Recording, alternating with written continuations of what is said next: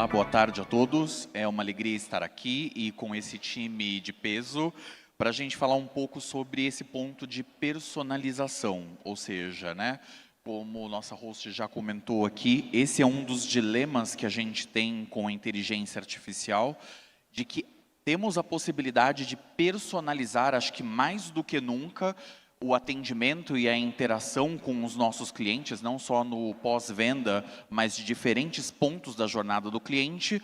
Mas será que essa questão da escala, é possível fazer isso, né? Essa personalização escalando? Então é isso que a gente vai descobrir hoje nesse painel com estes convidados.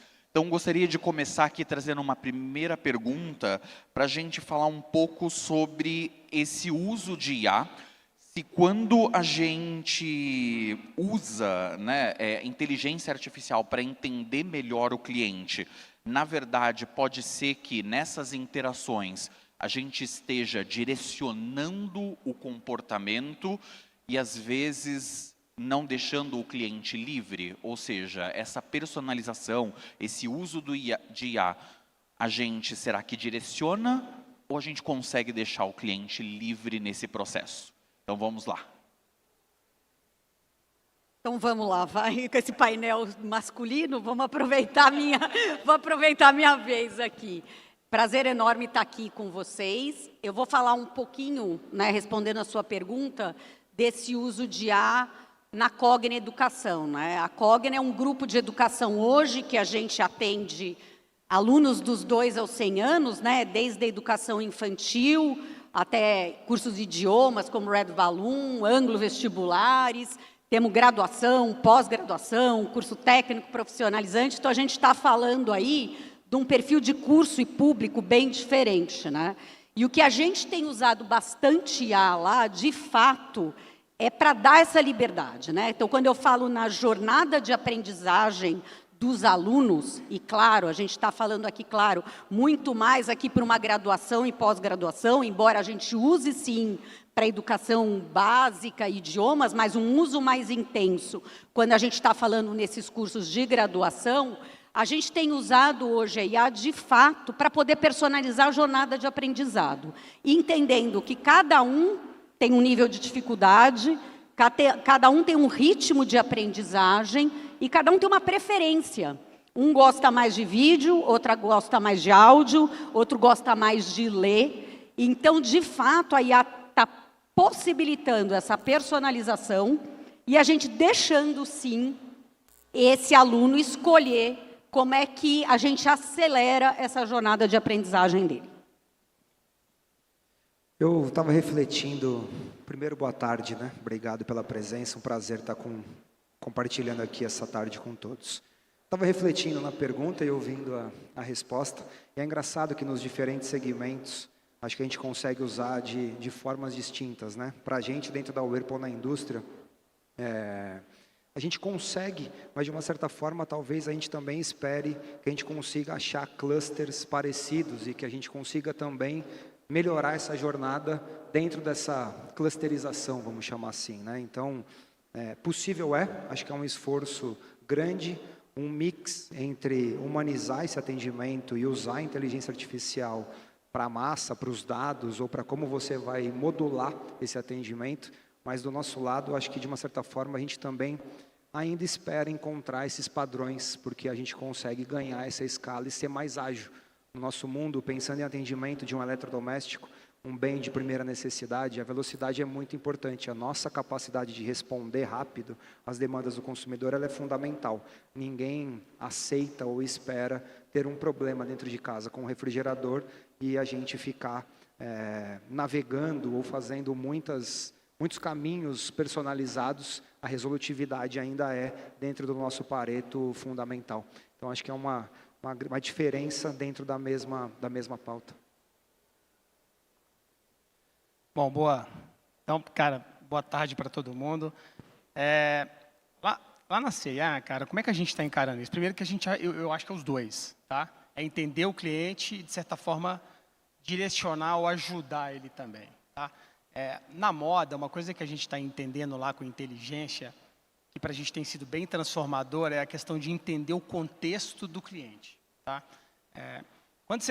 Quando um cliente ele chega na loja, ou mesmo ele está interagindo no digital, ele procura, eu quero uma camiseta preta, você consegue oferecer para ele camisetas pretas. Quando você entende da onde ele está vindo, eu acho que a inteligência artificial ela está habilitando a gente a entender o contexto da nossa cliente. Cara, eu estou indo numa festa, eu estou interagindo dessa forma, é uma festa que eu estou mais casual, é uma festa que eu estou menos casual. A inteligência artificial ela tem ajudado a gente a entender esse contexto. E à medida que você entende melhor o contexto da pessoa, da nossa cliente, você consegue, por consequência, oferecer produtos que façam mais sentido para aquele contexto para ela. Tá? A gente brinca lá assim, ó, cara, entender o contexto do cliente, ele vai fazer com que a gente influencie muito mais as decisões dele. Lá no passado era, eu preciso de uma camiseta preta, a gente está numa fase agora, eu estou indo para uma festa, eu estou indo para um evento, eu gosto de me vestir assim, esse é o meu look que eu gosto mais, e a inteligência ajuda. E talvez no futuro, que eu não acho que vai ser tão distante, nós vamos ter um agente que a pessoa fala assim, cara, será que você consegue me ajudar a andar na moda? E aí o contexto, ele entende tudo, cara. Ele entende, cara, qual que é a minha agenda, qual que não é, o que eu preciso fazer. Eu acho que essa palavra do contexto, ela é muito forte quando a gente traz a inteligência junto, sabe?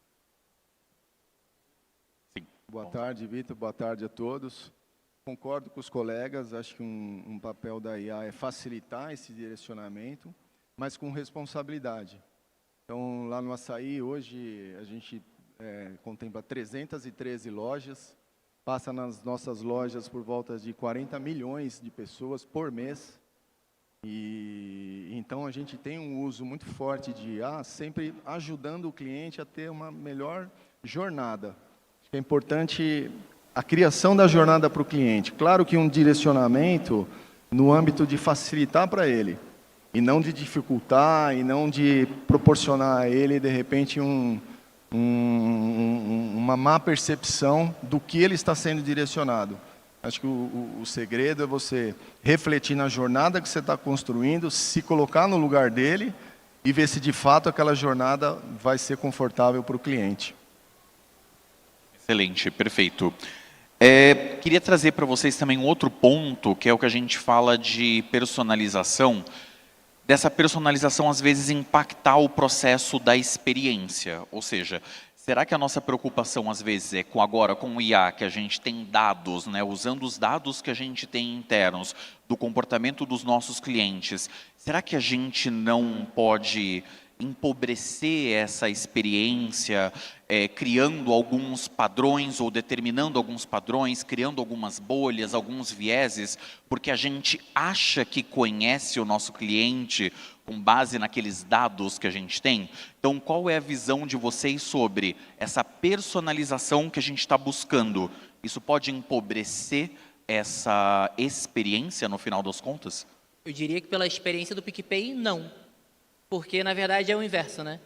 A gente sempre partiu do princípio que a gente sabia tudo sobre o cliente. Eu sei o melhor jeito de navegar, eu sei o melhor jeito de colocar o dado, eu sei o melhor jeito de expor, eu sei o melhor caminho para fazer o Pix, eu sei o melhor caminho para ver o extrato, eu sei o melhor caminho para isso. Só que traz o protagonismo para o cliente. O cliente nos ensina qual é o melhor caminho para ele fazer um Pix. Vou dar um exemplo bem real. Você abre hoje a app do PicPay e logo ali na janela inicial eu tenho opções de qual Pix, para quem você deveria pagar. Vou dar um exemplo muito verdadeiro. Eu tenho uma filhinha de 7 meses, super pequenininho, e eu tenho uma pessoa para poder me ajudar a cuidar dela, para eu poder sair de casa, eu tenho uma babá, e a gente, carteira assinada, a gente faz o pagamento todo dia 5. Todo dia 5 eu abro o aplicativo e a primeira fotinho que está lá para eu pagar é a Carol. Cara, olha só, eu tinha que saber a chave dela até esse momento, eu tinha que perguntar, imagina, perguntar para ela todo dia a chave. Todo dia assim, qual a sua chave, Carol? Como é que eu transfiro dinheiro para você? Ou lembrar qual o valor, eu clico, está com o valor já lá feito, eu só dou um send. Olha como isso não é criar uma bolha, como isso é olhar para a experiência do cliente. Estou falando de mim, mas imagina quantas pessoas que na quinta-feira à noite saem para beber um chopp com as mesmas pessoas sempre. E para facilitar a vida, uma pessoa paga e as outras pagam para ela. Olha como isso pode ser muito mais facilitado. Então, eu acredito muito que personalização com IA vem de empoderar. O nosso maior cuidado que a gente tem que sempre ter como empresa parceira de fazer isso daí, é olhar para a experiência do cliente e tentar tirar o nosso viés. Eu acho que até então era só o nosso viés. Eu acho que personalizar a experiência é tirar só o nós e ouvir o cliente, né? Lembra como a gente tinha que fazer pesquisa com o cliente e eu ouvia 30 clientes para achar que sabia o mundo de milhões? Agora eu ouço milhões para tomar decisões sobre milhões. IA também vem, acho que a revolução mais atual de IA também vem sobre custo, né? Cair custo de coisas que eram infinitamente muito caras para fazer. Por exemplo, ouvir o cliente sempre foi um desafio para todos nós aqui. Fazer pesquisa de profundidade, ouvir bem o cliente. Agora eu aprendo sobre a navegação que ele está fazendo. Então isso, para a gente, como PicPay, é fundamental. A gente acredita muito nessa experiência personalizada. Eu vou complementar aqui, né, e voltando aqui, né, para o caso da educação, eu acho que, claro, a curadoria humana, né, que a gente fala aqui, é super importante nesse processo, né? Então, a IA, eu falo, é uma ferramenta para ajudar a gente personalizar e acelerar essa jornada de aprendizagem. A gente poderia correr o risco, né, respondendo sua pergunta da bolha, tudo, a gente poderia correr o risco quando eu olho, por exemplo, personalizo e olho que eu tenho alunos com maior dificuldade, de eu limitar a jornada dele pelo passado. Poderia ser um risco da IA aqui, mas eu acho que justamente aqui é o importante, é toda essa parte de governança ativa e dessa curadoria humana, justamente para usar essa ferramenta como um acelerador e uma equidade, para garantir equidade aí nesse aprendizado, né? Então, acho que se a gente não tomar cuidado, sim, né, nós, empresas usuárias aí, né, de IA, claro, cada um no seu segmento, a gente pode sim correr o risco, né, de ter bolhas, no caso de educação, de você limitar, né, essa jornada de aprendizagem. Mas aí, essa governança ativa, que para mim é super importante, justamente para a gente garantir que a IA vai possibilitar essa equidade, por exemplo, na jornada de aprendizagem. Tati, você falou da curadoria humana em moda.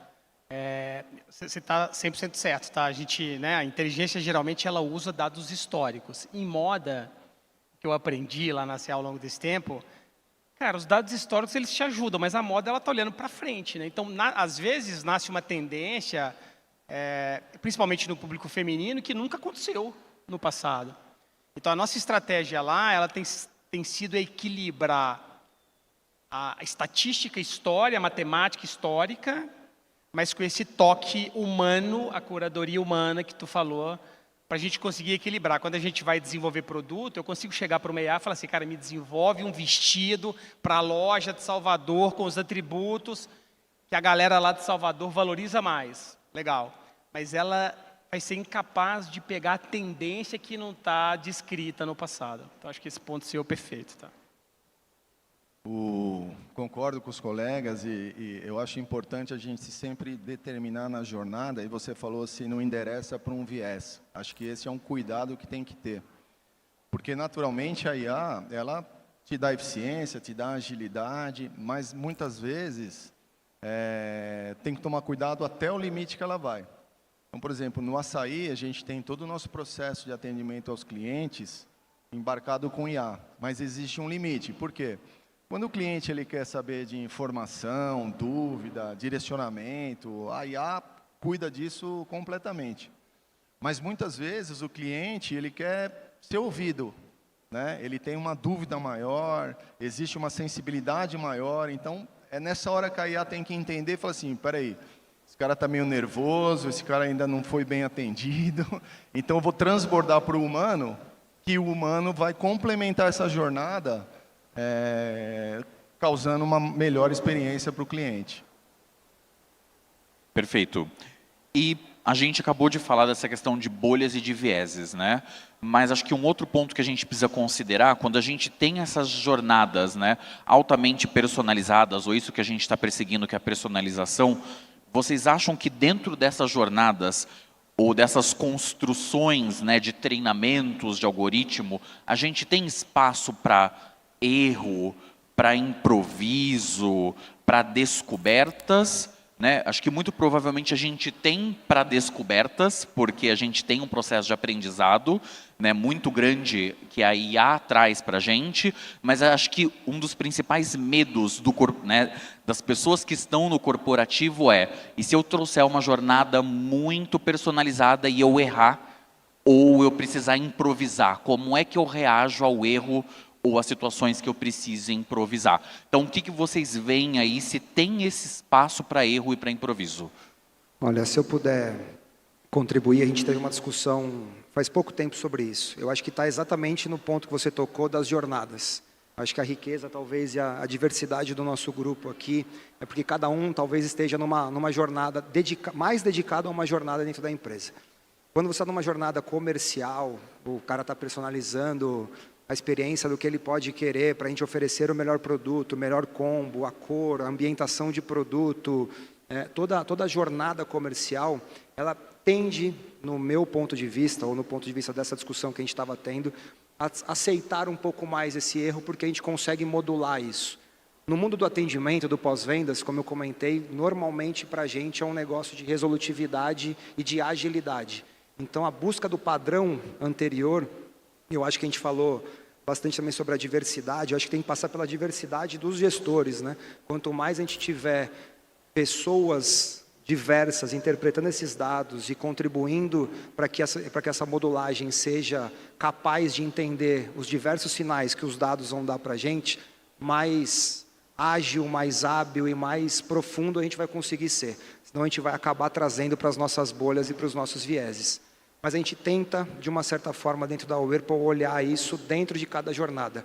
A gente permite, talvez, menos erro ou menos modulação no pós-venda e mais, talvez, na parte comercial. Na parte do pós-venda, a gente está um pouco mais cético. Mas eu não sei, e também acho que não precisamos saber se isso é o certo. A gente vai testando isso ao longo do dia e dosando isso ao longo das interações. Cara, vou te complementar, Vitão. O que eu acho, assim, cara, esse negócio, você falou do risco, né? Essa é a minha opinião, tá assim. A gente lá na CA, cara, a gente está usando o assunto inteligência artificial de uma forma intensa. A gente não está, estou ganhando uma produtividade aqui, estou usando alguma ferramenta de eficiência ali. E aí, na minha cabeça, cara, esse espaço para improvisação e espaço para o erro, ele tem gradativamente diminuído.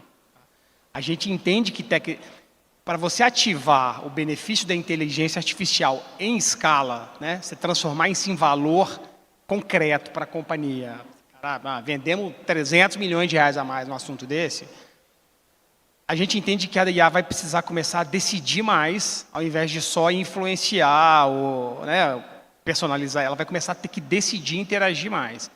E aí a parte da governança desse assunto, ela está ficando mais e mais crítica. Se a gente quiser ativar valor com esse assunto, a gente precisa mergulhar nele e deixar a inteligência artificial ela operar.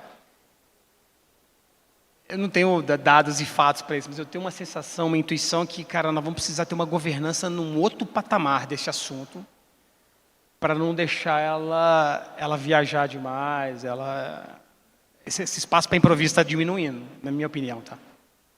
Até fazendo um complemento antes de voltar para o nosso grupo aqui, acho que o que você está trazendo é um ponto super importante. No Distrito, a gente constrói estratégias de ponta a ponta para os nossos clientes, né? E, ao contrário de outras soluções, claro, as soluções exigem bastante governança, mas a inteligência artificial, ela exige uma governança constante, que é esta camada de orquestração. E aí, dentro de orquestração, a gente tem lá observabilidade, os nossos padrões, políticas, governança, né? Então, justamente o que você está trazendo com a evolução, essa questão do próprio erro ou do improviso, ela reduz à medida que a gente precisa observar a performance e vai dando mais liberdade para a inteligência artificial e resolvendo as questões que a gente já testou, observou, acompanhou por essa orquestração, que o resultado é bom, e aí a gente vai desbravando novos rumos aí, né? Eu entendo que o humano ele vai trabalhar em supervisionar e em trabalhar a exceção. o mecanismo de inteligência, ele precisa se autorregular. No limite, se eu tiver um agente de pagamento para um cliente que precisar decidir, ou a gente decidir alguma coisa, ele precisa ter algum tipo de guardrail lá para não deixar ele ir demais. Eu acho que nós vamos para esse caminho de, cara, a máquina decidindo mais, sabe? E aí precisa desses controles, eu acho. Talvez, só complementando e talvez indo para um outro caminho da ousadia e alegria, cara, a gente usa o assistente pessoal, atendimento do PicPay, a primeira vez que você fala com ele, o canal automatizado. A gente, até 2023, usava um caminho tradicional de árvore de decisão, e em 2023 a gente mudou para usar a solução baseada em GenAI. Ali em 2023 a gente aprendeu muito, e só por poder errar, a gente chegou no NPS, que hoje é 45 pontos maior do que era em 23. Só por poder errar com AI. Só para poder fazer um teste controlado, aprender com AB em produção, entender que a GenAI, naquele momento, a LLM que a gente usava, olha, podia ir para esse caminho, para esse outro, podia fazer ela conectar nas APIs internas, criar os guardrails corretos. Então, eu sou o cara da experimentação. Assim, se falar para mim que não pode experimentar AI, não pode errar, para mim é começar errado. Porque se você começar botando AI numa bolha, num cercadinho, que não pode fazer nada, minha experiência, usando GenAI em produção, há 3 anos, 1.200.000 clientes todo mês usando a solução do assistente e tal, cara, é matar o projeto no início. Começou morto. É melhor voltar para a árvore de decisão e falar, se o cliente falar de cartão, vai para essa árvore. Se o cliente falar de empréstimo, vai para essa outra. Então, para mim, experimentação é irmã da solução de IA. Se não puder experimentar, não puder errar, não puder fazer, não comece. Se você não tem, eu brinco que se você não tem fôlego para poder errar, o playground está errado para você com IA. Vai no mundo controlado, e está tudo bem, às vezes seu problema é um problema controlado. Usa ele. Aí você pode falar, não, peraí, que até uma graça da GenAI, uma parte engraçada dela, que a gente chama de alucinação, de erro e tudo mais, nada mais que ela está tentando sair do óbvio, né? Ela está tentando experimentar e vasculhar no mundo grande. Então, deixa a experimentação acontecer. Valendo produção, faz teste AB, faz rollout progressivo. Bota para um usuário, depois bota para 2, depois bota para 1.000. Mas não segura. Não segura, senão você vai estar... Cara, sobre dados, 45 pontos de NPS, todos nós aqui sabemos quanto fazer isso em atendimento é difícil. Isso foi feito com AI. A gente não mudou quase nada do processo anterior. Então, fica aqui só o aprendizado sobre como é que a gente fez, né? A gente fez na base da ousadia e alegria ali. Perfeito. Bom, seguindo, né? Um ponto importante aqui. Quando a gente tem as nossas jornadas e a gente deixa ali na mão dos nossos clientes talvez essa orientação da inteligência artificial quanto aos caminhos, vocês acham que a gente está empoderando os clientes ou a gente pode estar conduzindo demais esse comportamento, né? É claro que, na maior parte das vezes, né, a gente sabe que a inteligência artificial generativa proporcionou a gente ter um pouco mais de liberdade, não ter fluxos tão fechados, né? Mas a partir do momento que eu conheço o cliente, será que eu estou empoderando ou será que eu estou tolhendo esse comportamento e estou usando o próprio conhecimento do cliente para direcionar o que eu quero dele? Aqui, eu acho que, de fato, a gente está empoderando, né? Seja no momento que a gente está usando o IA para ganhar eficiência em diversos processos, que todas as empresas aqui devem ter passado, né, por ganho de eficiência, usando IA. Então, a partir do momento que eu estou ganhando eficiência, eu estou dando mais agilidade, né, eu estou respondendo mais rápido para esse cliente.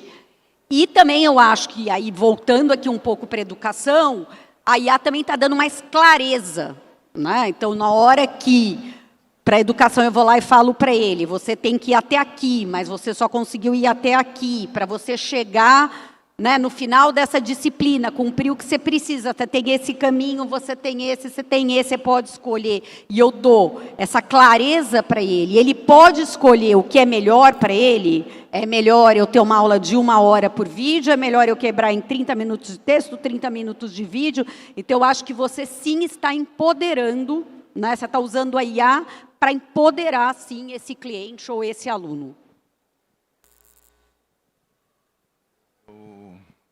Eu acho que as duas coisas. As duas coisas. Claro que a IA ela tem esse papel e ela proporciona empoderamento para o cliente, né?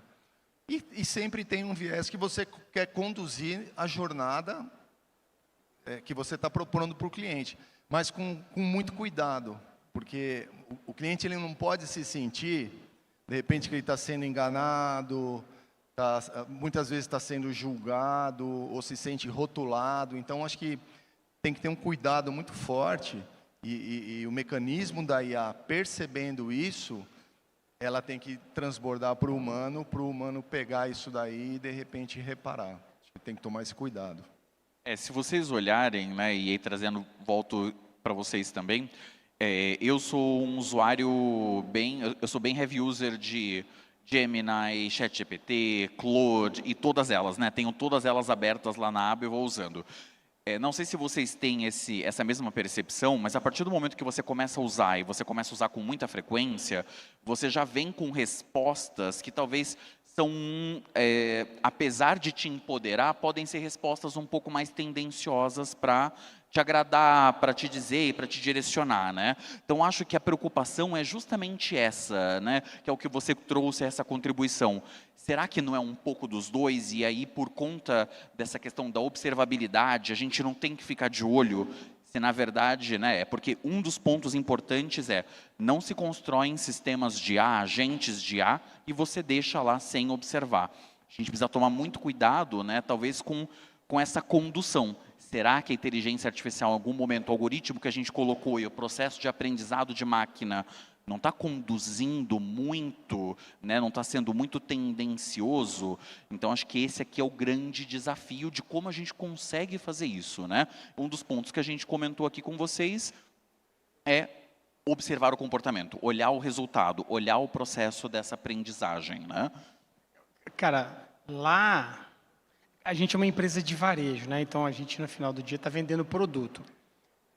Existe a questão, eu acho que está mais para o empoderamento. É lógico que existe uma tendência da IA, mas pensa assim, cara, se a gente pegar o nosso site, você vai achar lá uns 50 mil produtos.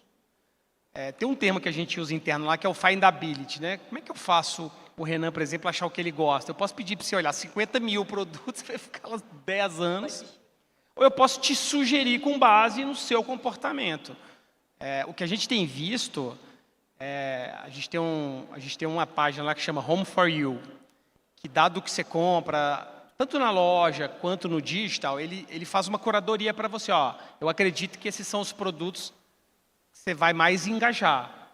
Faz muito sentido, gente, faz muito sentido.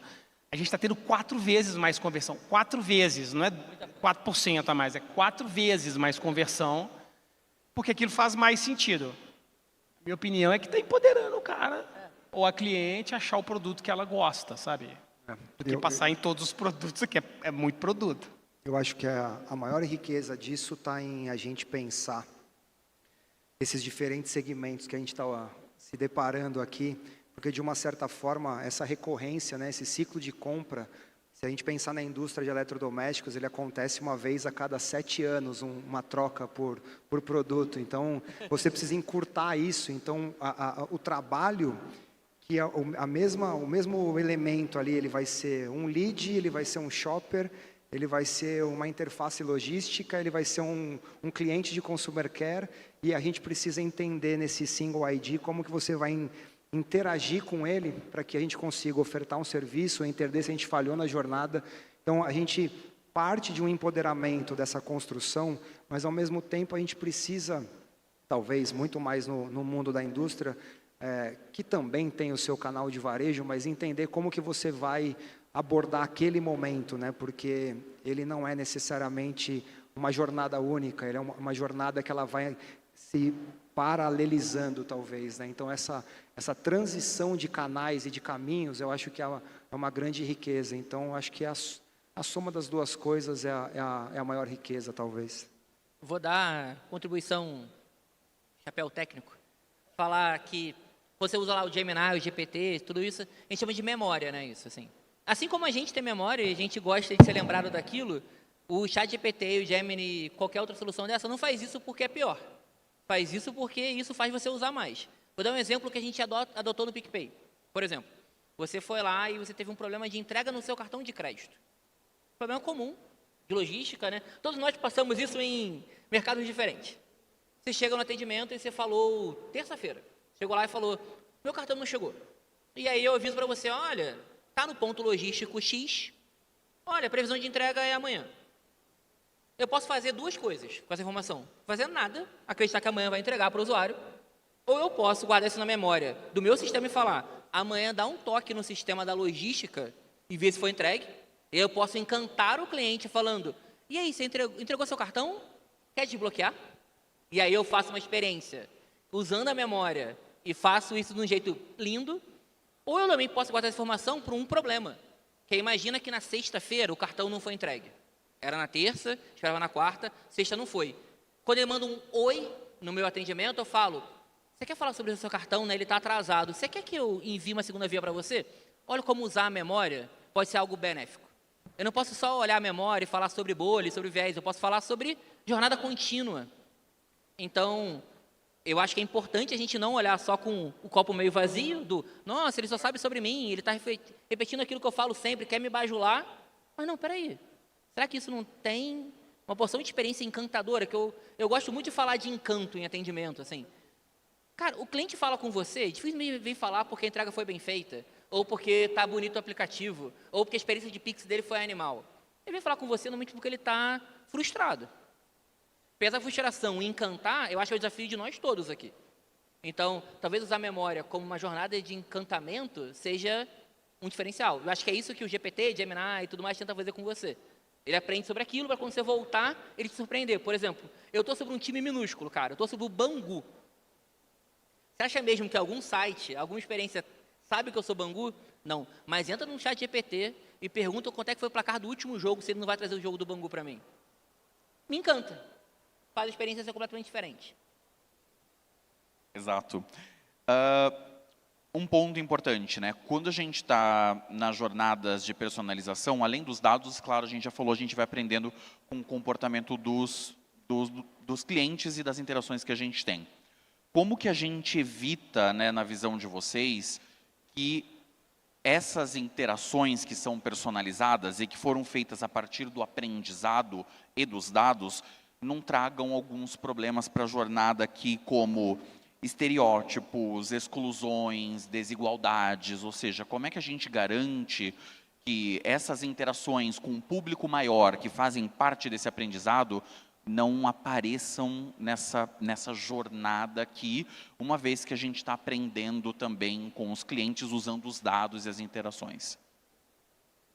Eu acho que a curadoria humana é o que vai, né, nos ajudar, de fato, né, a ir trabalhando e evitando esses estereótipos, tudo isso. Acho que, assim, mais do que nunca que a gente falou aqui, né, governança, a questão dessa curadoria humana, e eu acho que também times diversos avaliando esses algoritmos fazem toda a diferença, né? Tem feito e vão fazer essa diferença, né? Então, na hora que, por exemplo, eu tenho um aluno hoje de graduação fazendo um curso EAD que tem 70 anos de idade, faz diferença eu ter, né, nesse time, nessa curadoria, pessoas também com esse perfil que entendam também desse outro comportamento ou desse outro ritmo. Então, acho que a questão da curadoria humana é que vai fazer super relevante para a gente evitar esses estereótipos. Cara, um assunto sério. Do nosso lado lá, a gente tem o personal shopper, né, que ajuda a pessoa a achar o look ideal para ela. Cara, para mim, governança máxima, revisão e supervisão dos modelos. Que realmente, assim, o modelo ele pode alucinar, vai alucinar. Mas se ele alucinar com alguma coisa né, que agride a pessoa, que, sabe, é um certo preconceito, pode acontecer. Isso é muito sério. Então, essa supervisão e né, e esses guardrails, para a gente é muito importante. Aquilo não pode ter. Eu sei que algum eventualmente vai ter, mas o preconceito do personal shopper, cara, é muito crítico isso para a gente. A gente fez esse bloqueio sistematicamente. Então, Eu brinco que a gente tem modelos para tentar prever ou tentar filtrar isso, e eu brinco que tem um modelo incrível que se chama IF. IF tem tal termo, não exibe. Jogando no mundo menos inteligente possível, tecnicamente falando, a gente usa modelos tanto de fornecedores de LLM para evitar isso, quanto modelos desenvolvidos dentro de casa para isso, mas no final tem lá um ifzão esse tipo de palavra aqui você não responde. Porque a gente sabe que um problema que pode acontecer com IA generativa é o usuário tentar forçar o comportamento da IA. E como é que eu tento não maus usuários? Né? A gente sabe que existe esse tipo de padrão de usuário. Como é que eu faço para não forçar? Eu tenho que ter guardrails, eu tenho que ter governança humana, mas assim, como eu não vou conseguir olhar milhões de conversas todo mês, eu tenho que fazer uma amostra para olhar, não é viável falar, a gente tem milhões de usuários no PicPay, dezenas de milhões, como é que eu vou filtrar isso tudo? Então, eu tenho que fazer sistematicamente soluções de software para tentar blindar isso. Mas eu digo que hoje é muito sério esse tema. É um tema que tem que ser feito com muito cuidado, em qualquer lugar. Eu acho que é inegociável não fazer o mal ao outro, não ofender ninguém na ponta. Então, é o desafio. Acho que talvez hoje seja o desafio mais em aberto. É um desafio. Perfeito. E vamos para a nossa reta final aqui. Acho que essa é uma pergunta filosófica, mas ela é uma pergunta bem importante. Né? Nessa jornada de personalização, como a gente comentou, a gente acredita, ou as empresas vão acreditando, que a gente conhece a nossa base de clientes, a nossa base de leads, as pessoas que entram em contato com a gente, interagem com as nossas marcas, né? E corre o risco de, em algum momento, a gente cair no piloto automático e começar a só afirmar coisas sobre estes clientes com base no que a gente conhece nessa personalização feita. Como é que a gente consegue manter ainda este olhar crítico e sensível para os nossos clientes à medida que a gente usa a personalização, que é o conhecimento que a gente tem deles? Como que a gente não fica no automático e toma essa personalização como regra e consegue manter esse olhar crítico, esse olhar atento sobre o cliente? Pergunta difícil, né? Filosófica, eu falei. Porque daí você está direcionando a tecnologia a ter sensibilidade, né? Esse termo é complicado. Então, eu acho que para consulta, direcionamento, informação, a IA traz para nós uma eficiência, uma agilidade assim muito grande. Mas acho que é importante ter no algoritmo essa sensibilidade que você está falando. Se por acaso, dentro da jornada do cliente, perceber que é necessário, de repente, um tratamento mais humano, né, é importante detectar isso e transbordar. Porque senão, uma experiência que poderia ser boa, ela vira para o cliente, ele passa a ser seu detrator. Então, no nosso caso de atacarejo, não existe uma fidelidade muito grande, porque o cara quer ter uma experiência boa na loja, quer ter um preço bom, quer ter uma agilidade. Então, quando ele sai da loja e ele precisa ter o atendimento, ele vai ter o atendimento na IA, mas existe o cuidado de perceber que se essa conversa para ele não está sendo agradável, eu acho que precisa tombar para o humano para trazer de volta ao cliente. Olha, por favor. Não, obrigada. Não, eu acho que, assim, por exemplo, IA ela vai personalizar o conteúdo, ela vai personalizar a jornada, conforme, que nem eu falei, ritmo, perfil, gosto. Mas, no lado da educação, o papel do professor, do humano, ele continua sendo extremamente relevante. Então, desenvolver senso crítico, ajudar ali no desenvolvimento da carreira, quer dizer, então, independente da gente usar a IA, e sim, ela vai personalizar esse conteúdo, vai personalizar essa jornada, mas esse papel do humano, a gente vai, na educação, né, a gente acredita, a gente vai continuar tendo. Claro, vamos tirar coisas burocráticas, como correção de trabalho, correção de atividade, construção de prova, isso a IA está ajudando a gente a fazer. E deixa esse tempo para esse professor, para esse coordenador de custo, gastar justamente com esses alunos, entendendo ali onde está essa dificuldade, desenvolvendo o senso crítico. Então, acho que, de novo, esse humano volta a ter um papel super importante. IA passa a ser uma ferramenta, né, mais uma que a gente tem, mas o humano passa a ser extremamente importante aqui nessa jornada. Meu ponto é corroborar com os colegas, porque, de fato, acertar esse pêndulo, a velocidade e tratar como uma ferramenta, acho que é o grande cerne da questão, né? De não negligenciar a intenção. Ela deu um exemplo de o aluno de 70 anos talvez demande um atendimento humano.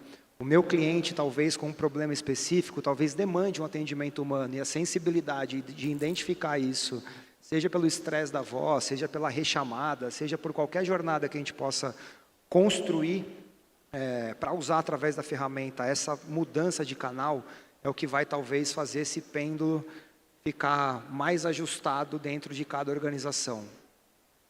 Usar como uma ferramenta, não como a única, e acertar o ritmo desse negócio, para mim, é o grande segredo, mas é muito fácil estar sentado aqui teorizando um negócio como esse, acho que na prática os desafios são muito mais complexos com os exemplos da vida real.